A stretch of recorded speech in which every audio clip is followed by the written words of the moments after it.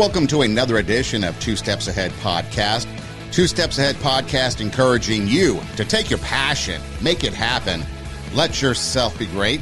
I'm Son Edom, and coming up on the show, we're going to talk about a few things, but I want to start off by telling you a conversation that I had that's going to set the table for the rest of the things that we're going to talk about.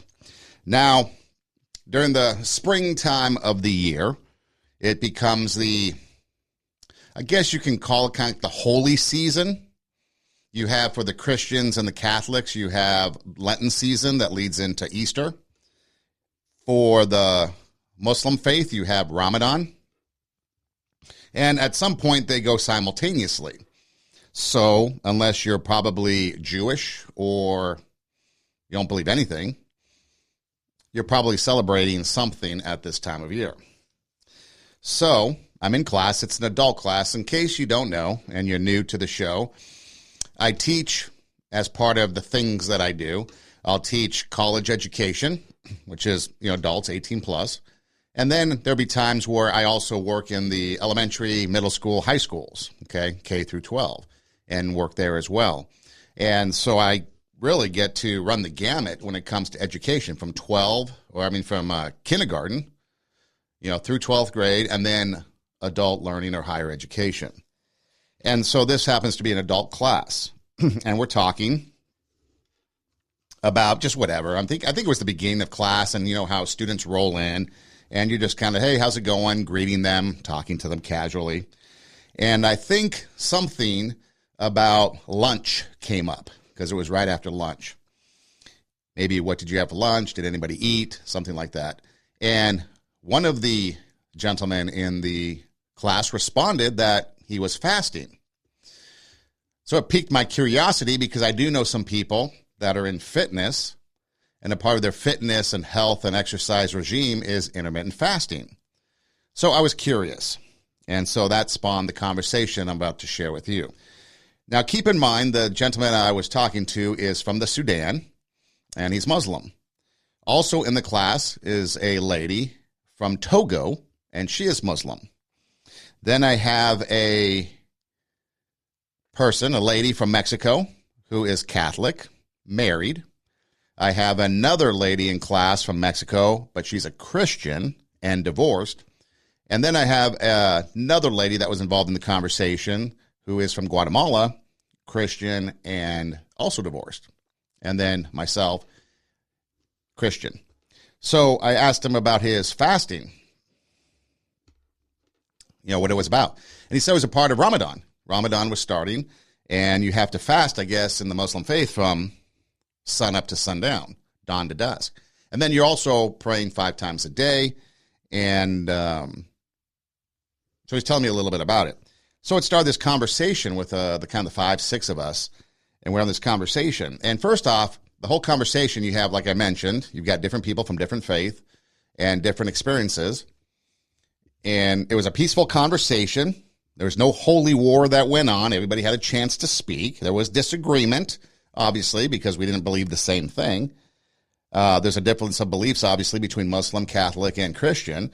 But we were all able to talk. Ramadan, Lent, and everything else in between.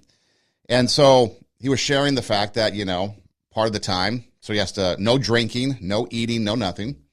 And then he has to pray. Well, I asked him about the prayer times, and there's a time where he's supposed to pray that is during class time. So I asked him, why don't you leave and go pray? And he says he'll do it right after class, so he does it right after class. And so we're talking, and, somebody like I thought it was bizarre that people can go from sun up to sundown without eating. I'm not one to fast. And he said that they'd get up at 4 or 5 in the morning, make their meals, eat, and then go through the day. And so that starts some conversation. And then the Catholic lady talked about how it's a no-meat Friday. They eat fish on Friday. And then someone mentioned, I don't remember which one, but in the Christian faith, you have Lent, where I guess it's a token thing, because I really don't see how giving up French fries for 40 days strengthens your faith. But for Lent, you give up something for those 40 days. So again, a belief that mirrors something. Okay, you're giving up eating all day, you're giving up meat on Friday, or you're giving up your French fries or whatever you decide to give up for Lent. And so we're having this conversation. Again, it's cordial disagreement too. And then we're talking about the prayer time, and then we're talking about kind of like the sacraments you get into with the Catholic faith. Talked about marriage, because this is what really spawned the deep conversation. The Muslim gentleman talked about how he doesn't, but he talks about in the Muslim faith, you can have 4 wives. So the lady asked, well, how many wives or how many husbands can a wife have? And the answer was, of course, 1. So then the Muslim from Togo, the lady chimed in support of that and said she was completely fine with that. And I don't really know what her situation is. I didn't ask, but she was in support of that. I know she has a husband. I don't know if there's 3 other people in that relationship with her, but she does have a husband. And so that brought up the kind of the excitement, so to speak, in the Catholic lady, because she was all about possessive. Her man was her man. She wasn't going to share with anybody. Nobody can have him. And so then the Muslim guy asked her, does he do what you said? You boss him around, kind of jokingly. And she's like, yeah, I do. Well, it turns out, as I recall, because sharing this story with somebody else at another time, that oftentimes in the Spanish community, the Mexican community, it's a matriarchal society, right? And so the woman might have a little bit more authority, so to speak, than in the Muslim faith, where it's a man's world.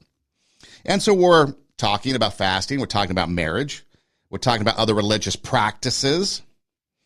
And it was spawned a conversation that was civil, that was, we learned something.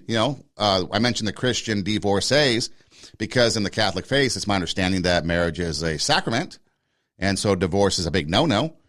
But apparently in their Christian faith, it worked out where they had to and were able to get divorced because apparently their husbands weren't very nice people.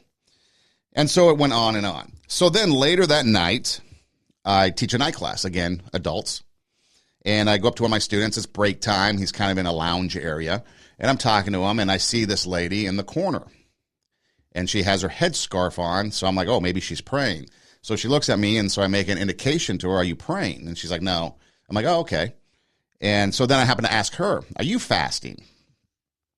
And she's like, yeah, we fast. And now it's nighttime, and so we've moved into the dark hours. So after, I guess, sundown.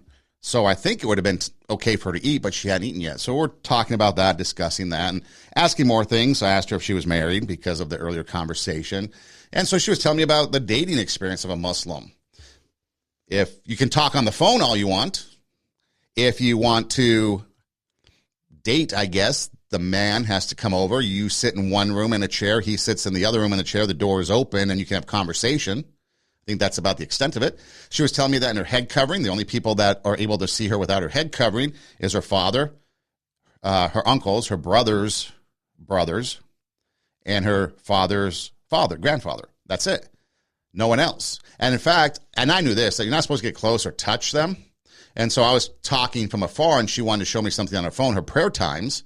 So she said it was okay to come close. So I was able to get close to her to see her phone and see her prayer times. And I know she was somebody that had left class to go and pray. And so I knew that, that was a part of the faith of the belief of Muslims. And then she started talking about some other things like, Muhammad, and telling me about him. And now I don't subscribe to the Muslim faith, but I didn't start a holy war. And I was really interested to learn about their faith, about the differences, maybe some similarities. You got Jesus, you've got Muhammad. Two different people, obviously, and depending on what you believe, you might believe something different about the person. But again, it was fascinating. And she thanked me for the questions and said, anytime you have questions, we can have conversation about it. And it was an enlightening experience. Okay. So then the next day, I'm subbing at a middle school, happened to fill in for a teacher for the afternoon. She had to go do something. So I'm like, okay, I've got time. I'll stop by. And a student presented a pass. A prayer pass. Okay, he's Muslim. It's Ramadan. So I asked him if he was fasting. He said yes. I said, did you get up at 4 o'clock in the morning or 5 and eat? He's like, no, I ate at 11 p.m. the night before. Now we're approaching like 1:30 in the afternoon. He hasn't eaten in a while. And so I said, what did you do at lunch? And another student chimed in and said he threw it away. So I thought this might be an opportunity. Again, I don't practice the Muslim faith. I may not agree with the Muslim faith. I have my own faith, my own beliefs, but I felt this was an opportunity to possibly educate someone in culture differences and understanding each other. So I asked the other student who mentioned about this kid throwing his lunch away. I said, why do you think he didn't eat his lunch? Why do you think he threw it away? And the response from the kid was, oh, he probably didn't like it. And so I shared with them, no, it's Ramadan, and they fast. They fast because it's a part of their belief system. Of course, the kid had some questions. It's not religious class. It was science class. So, we didn't talk too much about it. But again, just kind of sharing and understanding so that as Ramadan continued on, if they saw this student not eat lunch, they maybe had a better understanding of why it was. And that's the point of what I want to talk about tonight is understanding. Because here we're talking religion. Religion and politics are the two things you're not supposed to talk about. The Muslim faith, as we are taught in news media, is a violent faith, right? 9/11. You look at the Taliban. Some of these things, we're taught certain things in the media that may be true for that distinct group of people practicing that violence. But there's a lot of people out there that practice the Muslim faith that are peaceful. And so understanding them and talking to them and having this conversation with them was enlightening. And again, it was civil. There was obviously differences of opinion, differences of beliefs, especially when you're talking, it's that old, kind of joke. Catholic, Muslim, and Christian walk into a classroom in this case and have conversation. And then in the Christian perspective, you've got that divorce, whereas in the Catholic faith, I guess that's, that's taboo. You can't get divorced, supposedly. Now, I know there's different levels of Catholicism and beliefs depending on how hardcore you are in your belief system. And that was even that way with some of the Muslims. When I was talking to some of the younger Muslim, like one was middle school and then one, I don't know what the age of the night class lady was, but she seemed younger. They weren't so hardcore in some of it. So like the one lady was asking me, would I fast? I'm like, no, man, I can't get a couple hours without eating.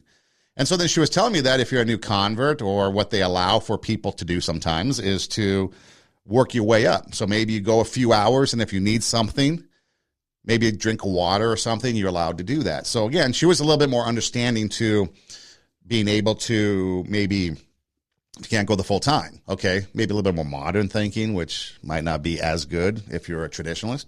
But the point was the conversation went really well. Okay. So we take that into our climate today, the toxification, the Twitterification of our country. So what do I mean by that? So recently, obviously school shootings have become a part of society, and everybody jumps on that bandwagon as a Second Amendment thing. Now, we're not going to get into the Second Amendment. You can go and look up your own stuff. But there are a few things that I want to do and use as a comparison. Okay, so first off, it's a Christian school in Nashville, right? A transgendered person who I guess is now female, 28-year-old, went to the school, shot her way into the school. That's how she got in, shot the doors. The glass broke, was able to get in, and killed 3 students and 3 workers, 3 9-year-olds and a couple people in their 60s. Okay, very tragic situation. And of course, it should not be condoned. But because of the nature of the school, and because it was a Christian school, here's some of the responses from people. And I'm not going to name the people because I don't want to give them credit because they're not worth it. But look at the difference between the conversation I had with the Muslim, a Catholic, and Christians versus these people, news media people. I don't condone Audrey Hale's actions, though I understand their outrage against an intolerant state that brainwashes children through religious indoctrination. The reality is this human still identified as that child attending that school and carried that pain into adulthood, one Twitter person wrote. Okay, obviously you have no understanding of anything if that's going to be your tweet. Of course, you probably support transgender ideology, and you probably are extreme liberal, which of course makes you a hypocrite because there's a lot of things that other people, religious or not, think that you brainwash and indoctrinate kids. Drag shows, LGBTQ, and other things, Black Lives Matter, can become an indoctrination. But apparently, according to this, only Christians brainwash and indoctrinate. Then there was another person, I guess this is a progressive talk show host, mocking the Christian school for not praying enough. Very surprising that there would be a mass shooting at a Christian school, given that lack of prayer is often blamed for these horrible events. Is it possible they weren't praying enough or praying correctly, despite being a Christian school? And then, of course, the tweet got deleted because of the blowback. So again, ignorance by this person in its entirety writing out this tweet. But you start to sense the vitriol, the disdain, the hate for a religion, okay? Religious hate is rampant all around the world. But at a time like this, when you have the laws, now could you imagine? And I think, see, this is the difference too. The narrative is changing because a lot of trans people are taking up arms. NPR did a huge piece about, I think it was called like the Rainbow Ridge or something like that in San Francisco, where trans people are owning guns and learning how to shoot guns. The last 3 or 4 shootings have come from non-binary people or people of the LGBTQ, LMNOP lifestyle. But again, these people have no idea what the Christian faith is about, and they're tweeting about it, and eventually have to take their tweets down because they're so off base. Here's another one. If prayers alone worked, there wouldn't have been a mass shooting at a school where they pray. Do your effing job. That from a gun control activist. A TV show writer. Now you know why I don't watch TV shows. Dead, maimed children equal thoughts and prayers. Drag queen story hour equals impassioned condemnation and priority legislation. The thing is, if we gave an assault rifle to every drag queen, the GOP would make story hour a national holiday. Again, ignorance, intolerant. And that's the other thing, too. You're learning that the ideology of some people, maybe you believe in the Muslim faith, maybe you believe in the Catholic faith, maybe you believe in the Christian faith, maybe you believe in the LGBTQ faith, but there's a lot of people that are intolerant in the name of tolerance that could be seen across the spectrum. Muslim, Christian, Catholic, LGBT. But you're losing the narrative of the white supremacist, like we saw at Columbine and these other places. And as you start to get into it, here's another person comparing, an ABC News journalist, comparing the ban of transgender medical care for minors, as well as a law prohibiting adult entertainment, which includes the drag shows and stuff, and saying that, oh, this is why the school got shot up, because it's in a state that banned LGBTQ type stuff, legislation. How about Newsweek? Drag shows and gender-affirming care for minors were banned in Tennessee this month. Assault weapons remain legal. And it goes on and on. Drag shows and gender-affirming health care are what get banned in Tennessee. Thank God Tennessee protected the children from the so-called horrors of drag and gender-affirming care so they can be shot up at schools by AR-15s. In light of 3 children getting killed in school shootings in Nashville, remember that Tennessee Republicans have squandered their time in office banning drag shows under the pretense of keeping kids safe. See, the thing that they don't believe in and the thing that they totally don't agree with is obviously the Constitution, and we're not going to get into it. But again, their ideology makes them their own God. Muslim believes in Allah and the Prophet Muhammad. Christians and Catholics believe in God, Jesus, and then Catholics have saints and Mary, the mother of Jesus. Prayers, the Muslim faith, praying 5 times a day, pretty devout. I know the Jewish faith, not talking about that much, but I know I've worked with Jewish people that have to pray multiple times a day, and they stop in the middle of their work for their noon prayer. So people practice their faith, and a lot of times faith includes prayer. It includes maybe following an ideology that has been set for a period of time. I think even Mormons believe Joseph Smith had some tablets somewhere that told him what to believe, or maybe it was Joseph Smith. Yeah, Joseph Smith, right? And so everybody has some sort of tenet, some sort of underlying belief system that they believe in. And it's usually pretty concrete over the years. It might adjust a little bit here and there depending on the branch or the denomination or whatever. But it's pretty concrete. You can look over the history of time, and Christians usually believe the same thing. There might be some minor differences, but it's pretty much the core tenets are the same.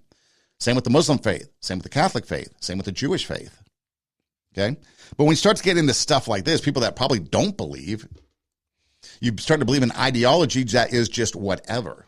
And that's what you get. You get no logic whatsoever, no common sense. You get intolerance in the name of tolerance.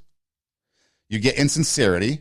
I mean, think about this. They're bitching about LGBTQ ideology and things getting banned, and there are 6 families that lost somebody.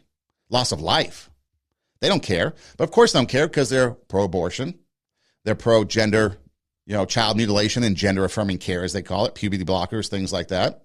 And in fact, I find it so interesting that there are people calling for legislation to change. Here's some of the things that I've heard. One psychologist on Twitter said that the brain doesn't stabilize until you're 25, and therefore you should not be able to buy a gun until you're 25.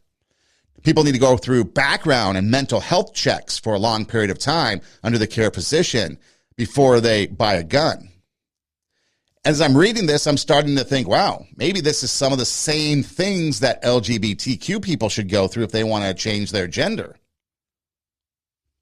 If you want an abortion, maybe you should go through some of these same things too before you have sex to see if you're even capable of dealing with the ramifications of a sexual activity.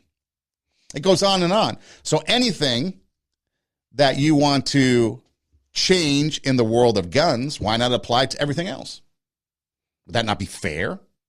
Equal application of the law, but no, the law doesn't apply to them because they're elitists and they frankly don't care about you. And you can see that in their ideology. You could see that in the toxicity of Twitter. People don't have any common sense. They don't have any logic. They don't have any real thought. They just repeat what they're told. That's the liberal ideology. At least the so-called conservative ideology has free thought. And you can look at Twitter, for example, and see the difference of opinions from more of the conservatives. But the liberals, it's all the same thing. And it's all disgusting. And it's not based in anything that is logic or reason. It's based in the whacked out nonsense of a cold heart. Because as you think and as you are, it starts with the heart. And the heart is evil, and it's getting worse in this day and age. So as if that's not enough. And again, we talk about it several times about what goes on from the heart to the mind to the mouth, and it gets mixed up. So again, here you've got a response to a tragic event in Nashville, and this is the response from people. Negative, vitriol, anger. I mean, why would you even associate with somebody like this? I mean, seriously, you've got somebody in the hospital. What if I came in and I said, oh, your grandma's dying. Good for her. Yeah, you guys should have probably believed something different. You guys should probably pray harder. Whatever your faith is, you should have prayed harder. Ah, she's dying. Who cares? You'd get pretty pissed off. Knuckles would be flying, I'm sure. You definitely would not talk to that person ever again. Or what about, let's just look back over the last couple of years. Vaccine versus no vaccine. How many people are not talking anymore just because of that?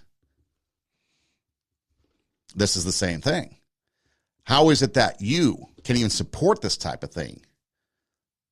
Support this type of hate and vitriol? Why can't we come together like the conversation that I've had about religion with different people through Ramadan, through Lent?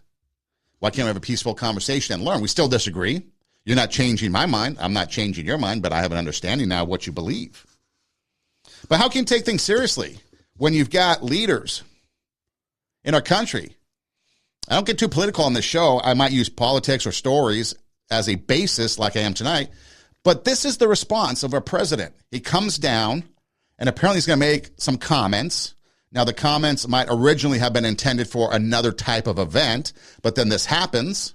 I remember when 9/11 and the towers went down, George Bush was sitting at a book reading at an elementary school, and he got criticized for not reacting or acting right away. He still sat there. I remember people drilling him for not moving. He should have acted, but he didn't. And so you start to see all the response. Benghazi, with the way that went down and how they blamed a YouTube video and American citizens died because of their inaction. Or what about Somalia, Mogadishu, Black Hawk Down? So again, people get criticized all the time. Now, some of it might be you made a bad decision, but you acted. Some might be perceived. And again, it depends on your ideology, of course. But what about this response from the president? So he's going to come down.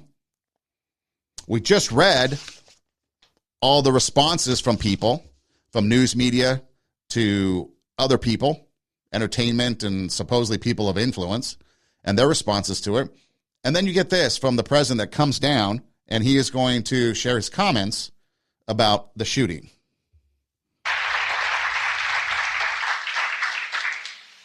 My name is Joe Biden. I'm Dr. Joe Biden's husband. And I ate Jenny's ice cream, chocolate chip. I came down because I heard there was chocolate chip ice cream. By the way, I have a whole refrigerator full upstairs. You think I'm kidding? I'm not. God. Ben, how are you, pal? One of the best guys in the United States Congress, Ben Cardin.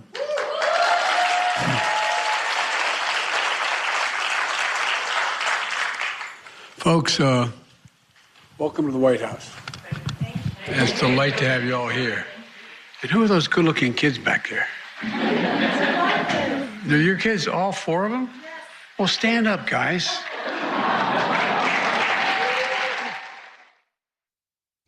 And it goes on from there. He talks about the kids, talks about his family, how they had 4 kids, him, his 2 brothers, and a sister, and goes on and on about these kids. Talks about ice cream, goes on. And then he's going to go into talking about the shooting. So how are we supposed to take anything serious when you've got the president coming down and not taking it serious at all? And then he goes into not a mournful tone, but a ban on guns, blaming guns. It's always about the gun, not the person. I've seen many people on Twitter say guns is the number 1 killer for kids. No, it's cars. If you look at the CDC.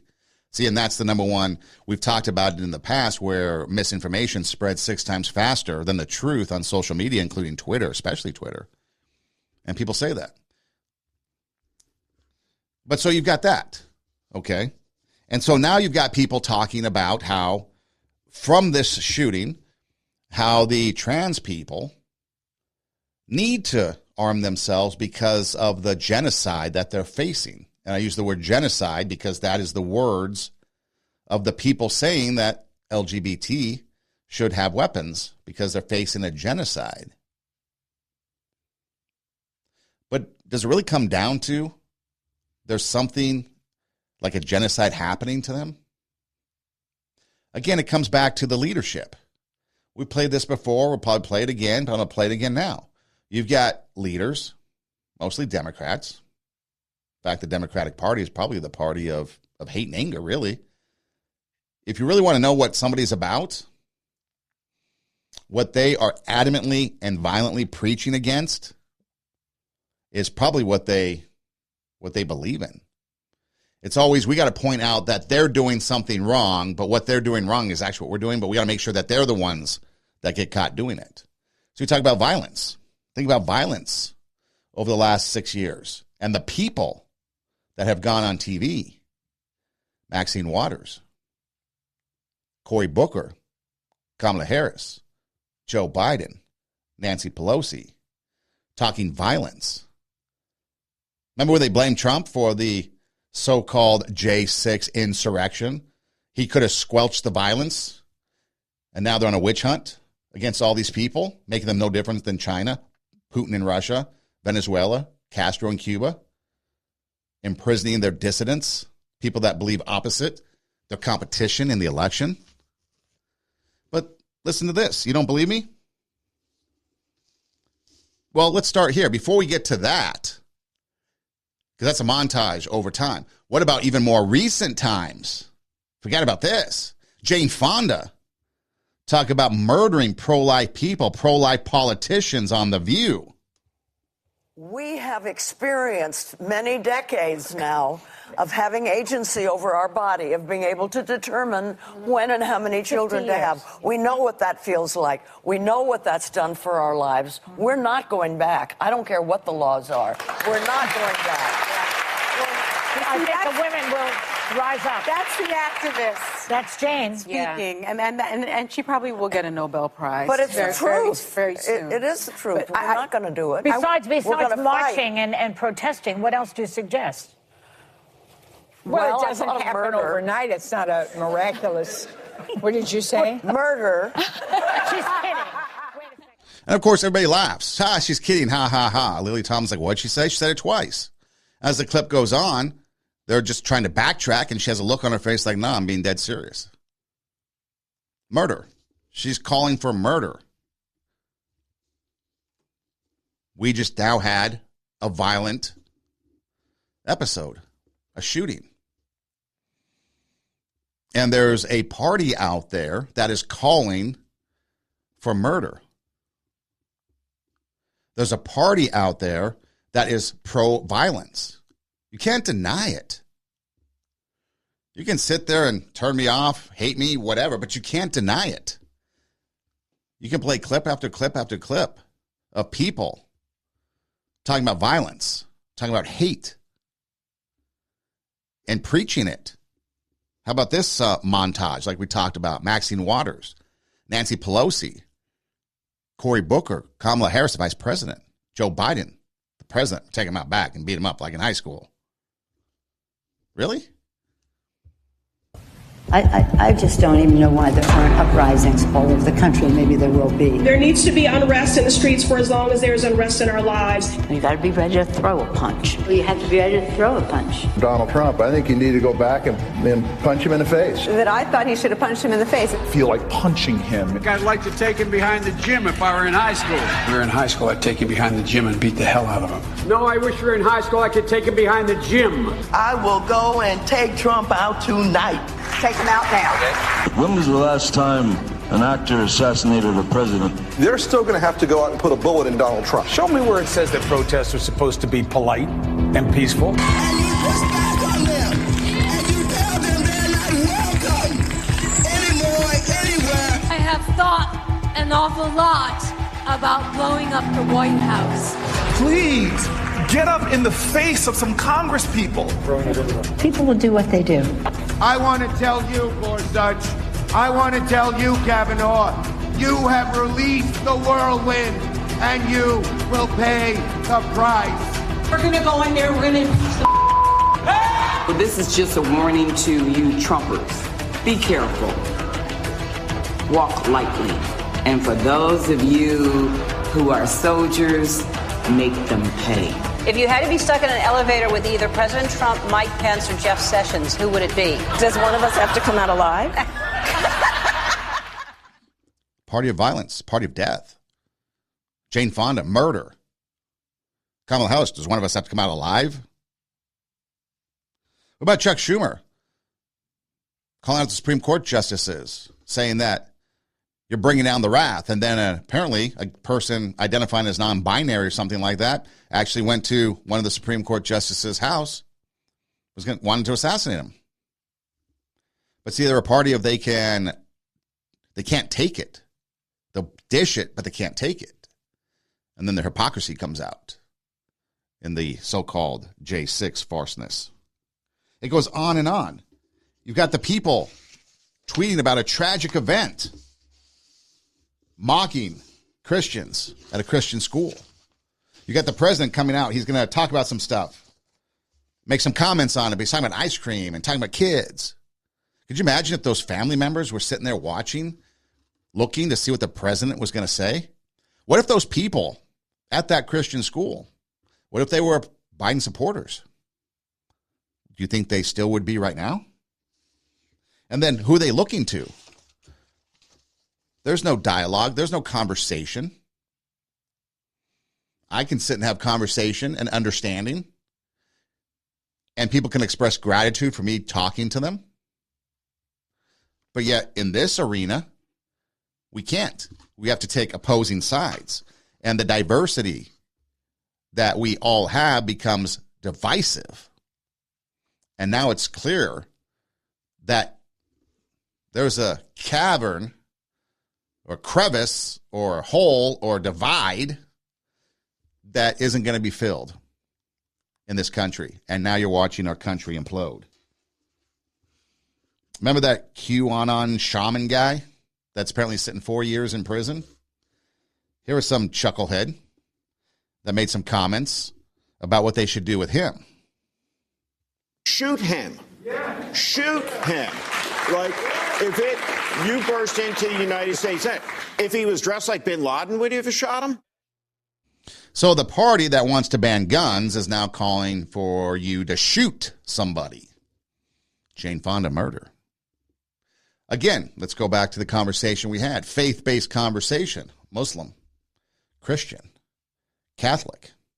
We could put Jewish people in there. If you want to follow, put Mormons, people like that. Hindu. Of course, everybody has their extremism, but not everybody's like that.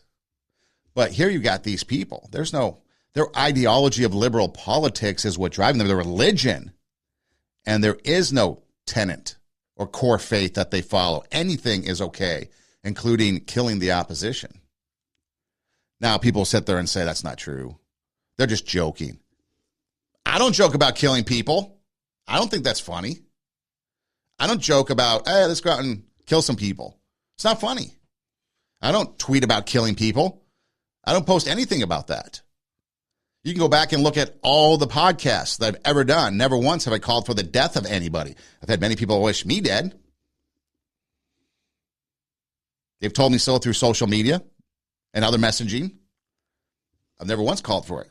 Why are you guys that way? Why do you have so much hate in your heart? Maybe you do need to find some sort of religion that isn't what you're already believing.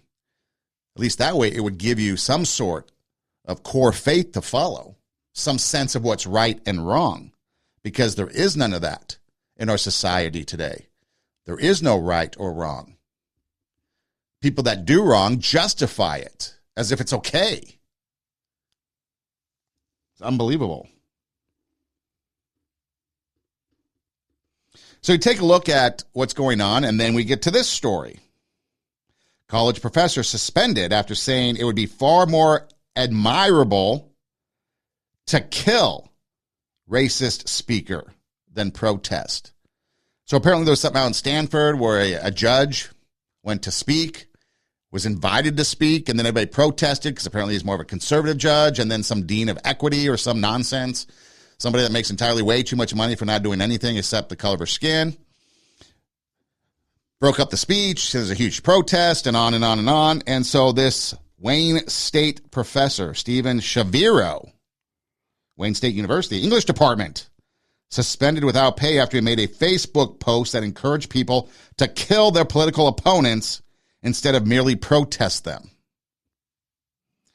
Now, does that mean conservatives can kill Democrats or liberals, or is it only liberals killing conservatives? Because the thing you're talking about or referencing is the fact that it was a conservative judge that was being protested by liberal people. He goes on, I think it's far more admirable to kill a racist, homophobic, or transphobic speaker than to shout them down. Oh, of course. Only conservatives can be killed. When right-wing groups invite such speakers to campus, is precisely because they want to provoke an incident that discredits the left and gives more publicity and validation to these reprehensible views than they could otherwise attain. So obviously this guy has no interest in having dialogue or conversation to try to understand the other side, like we had when we talked religion. This guy just wants to kill you, kill me. He continued. Thought we were done? Kidding me? The protesters get blamed instead of the bigoted speaker. So it's the bigoted speaker's fault. The university administration finds a perfect excuse to side publicly with the racists or phobes. The national and international press has a field day saying that bigots are the ones being oppressed rather than the people those bigots actually hate being the victims of oppression. So why is it hate? If we have a belief in something that we strongly believe, just like you strongly believe, why is your rhetoric about murder, about killing, about throwing a punch, about blowing up the White House, about an actor assassinating the president. We don't do that. So why do you? We're willing to sit down and talk about it. I've often talked about, okay, if you want to do it with the Second Amendment, let's do it with abortion across the board. No, can't do that. Won't even entertain conversations. We want guns taken away, and we want our abortions and child mutilations too. We want infanticide and child mutilations, and you get nothing. Nobody has ever taken me up on that offer. Okay, we'll give up guns, you give up abortion. They won't do it. No conversation, no dialogue. And then the president of Wayne State comes out, makes a statement,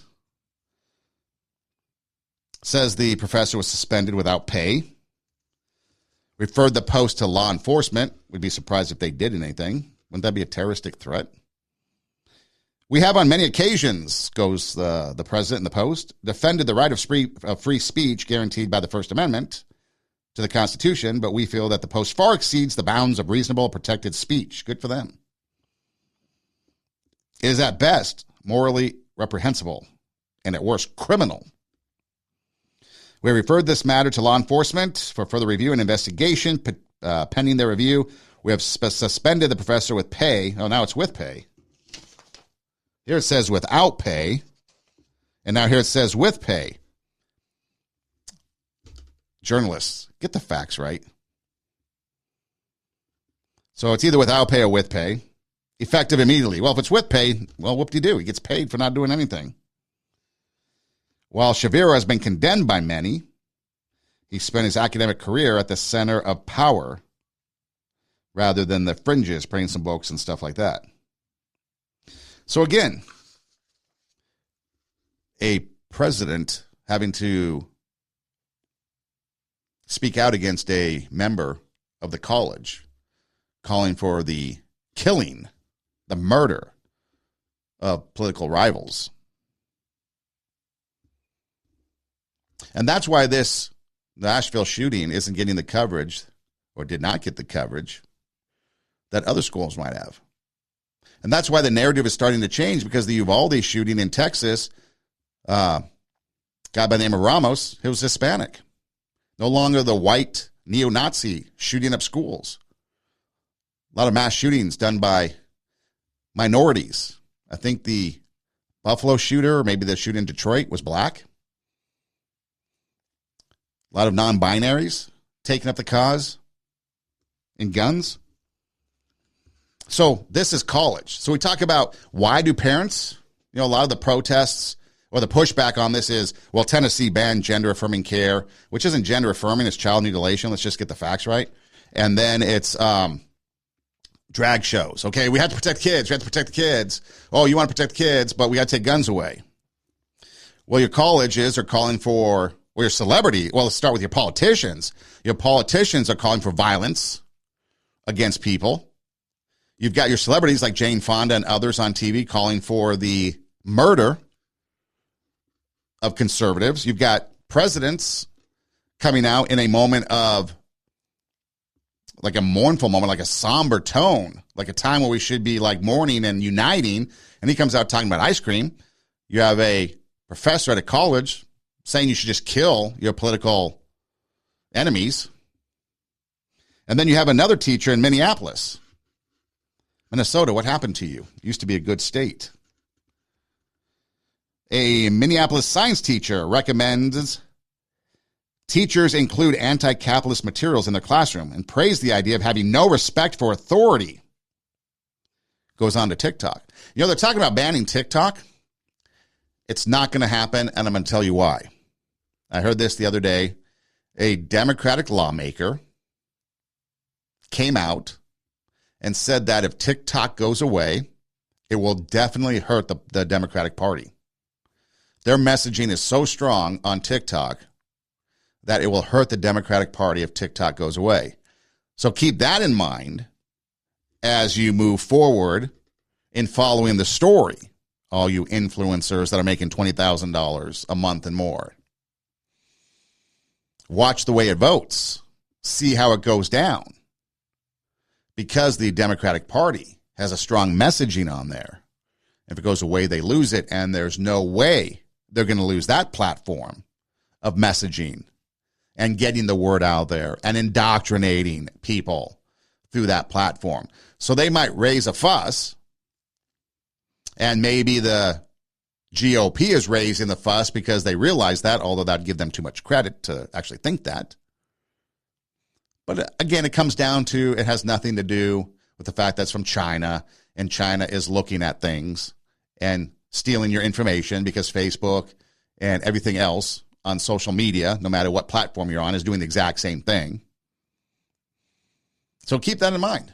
It probably will not go away, and you're safe doing your half-naked dances, making 20 grand a year, or 20 grand a month, actually, over 250 grand a year, because I don't think the Democrats are going to support getting rid of TikTok and losing that big platform. But here you've got this teacher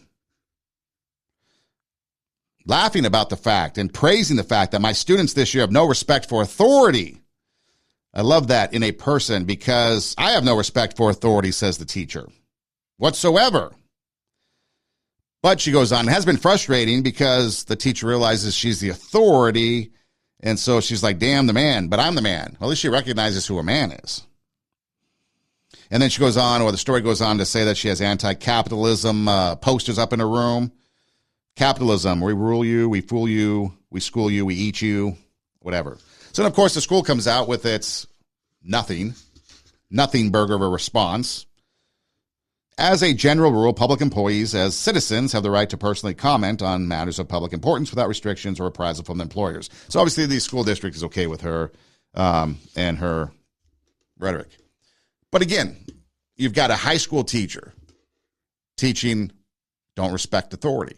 You've got a college professor calling for the death and killing of political rivals.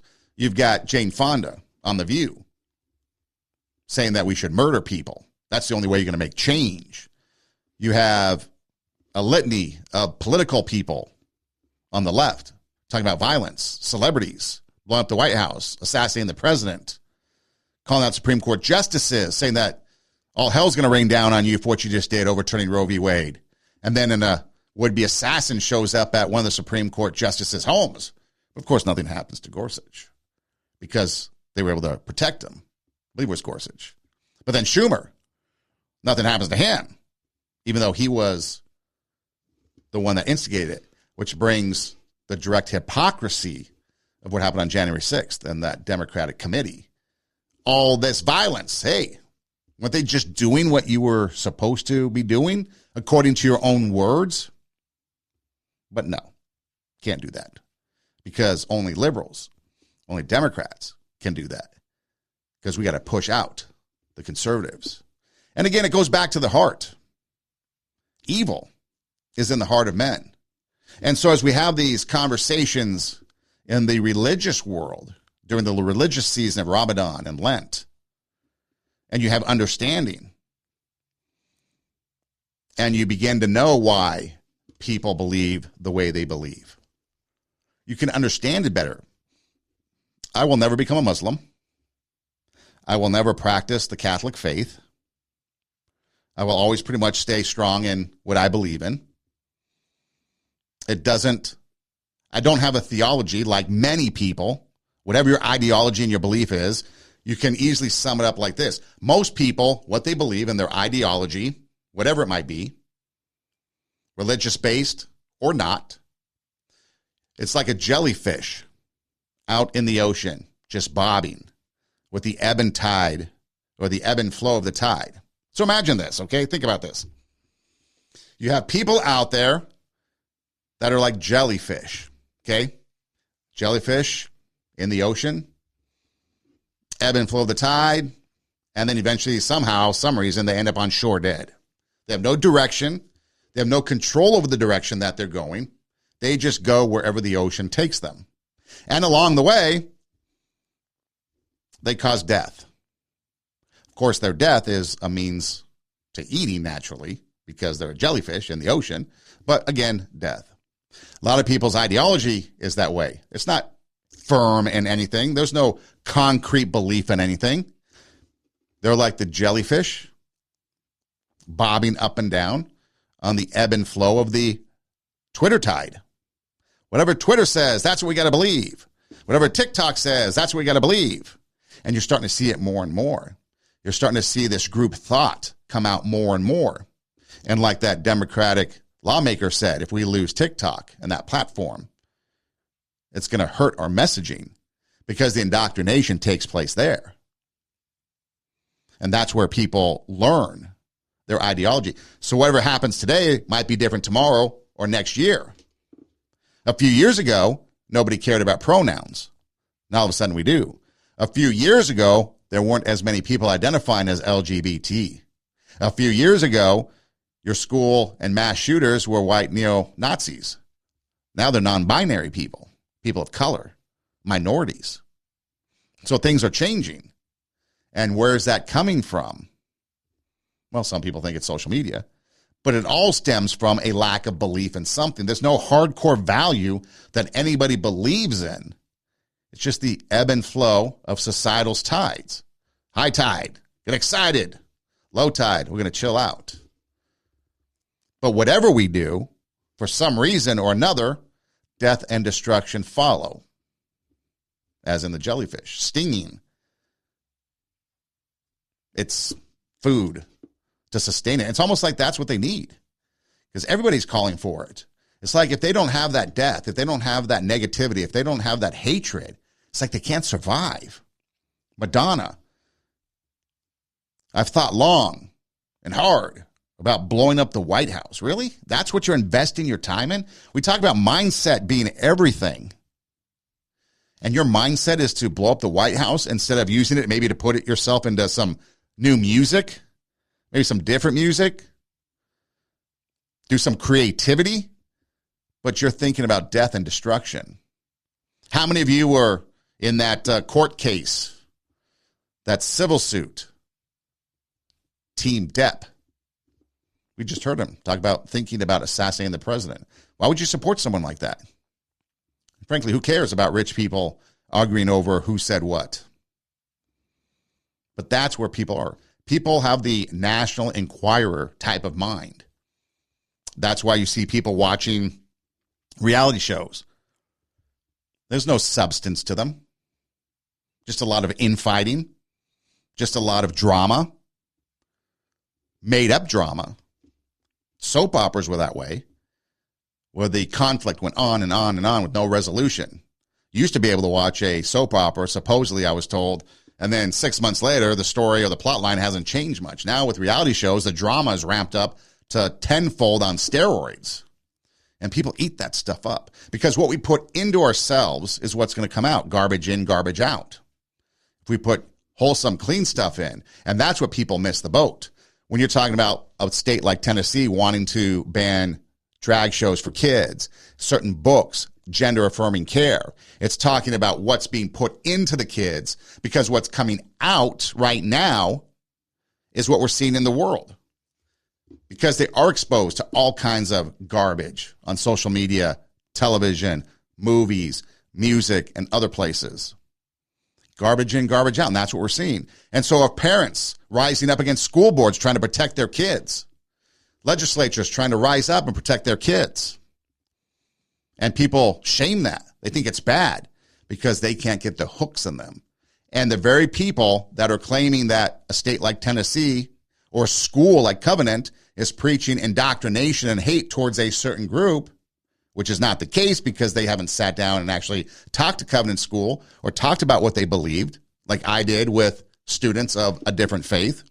But instead, they make assumptions and they throw out there and they do the very thing that they claim the other thing is doing. They do the very thing, indoctrination, hate, and so on, that they claim and accuse Covenant School is doing.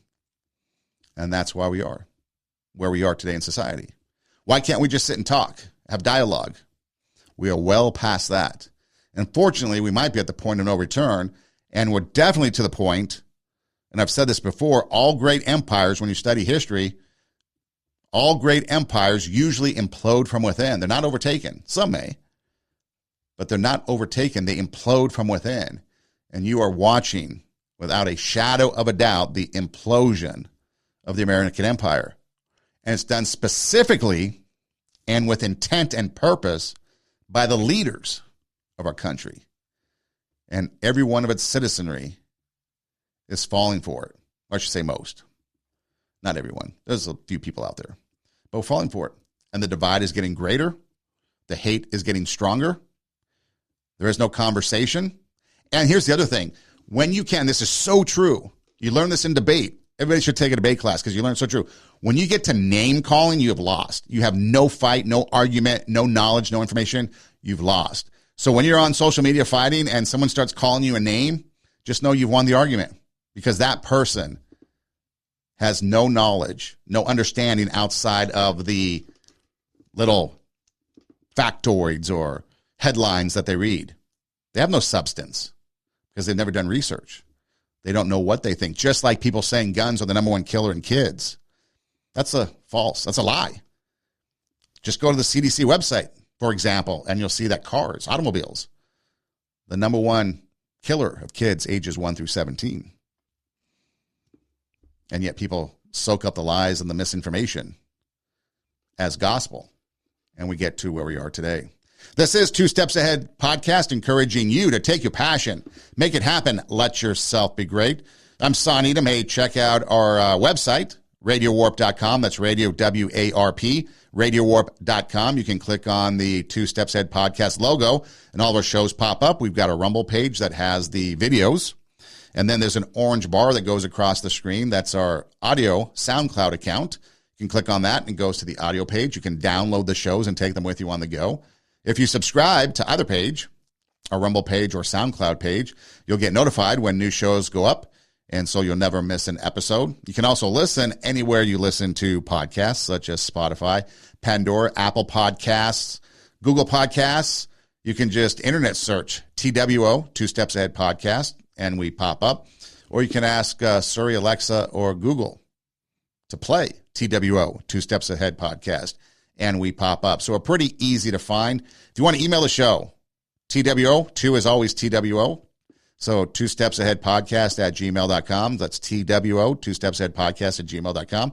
Send me an email. Let me know what you think. I will respond. If you're rude, impolite, or basically anything that would be negative on Twitter in your email, it will get deleted because I've gotten to the point in life where I'm not going to entertain it. I'm not going to fight with you on social media. I'm not going to entertain disparaging remarks. I'm beyond that. I don't need to get down there and argue with you because obviously you do not want to listen. You do not want to hear my side. You just want to engage in a fight because the only power you have is a keyboard, and I'm taking that away from you. You post something, delete it. Continue posting, I'll just block you. I don't need you on my platforms. I'm fine right where I'm at without having your negativity on my platforms because this is all about taking my passion, making it happen. Trying to motivate and inspire you to take your passion, make it happen. And some of the obstacles are the negativity that comes up in our lives. And I don't need your negativity on my platforms. So if you get dumped, blocked, etc., now you know why. If you want to have honest conversation, honest engagement, like we did when we talked religion at the start of this episode, when I was sharing that story about the people I was talking to about religion, then we can have dialogue and conversation. But if you're just out looking for a fight, if you're name calling me, you're obviously gone because you don't have the intelligence to have a conversation with me. So I'm not even going to engage. Bring something serious and we can talk. Otherwise, just going to kick you to the curb because you're not worth my time. Because I've got better things to do. And hopefully others will have better things to do than to engage in your nonsense. Again, Two Steps Ahead podcast, encouraging you to take your passion, make it happen, let yourself be great. I'm Son Edom. Hey, thanks for listening. Do tell a friend. And until next time, God bless.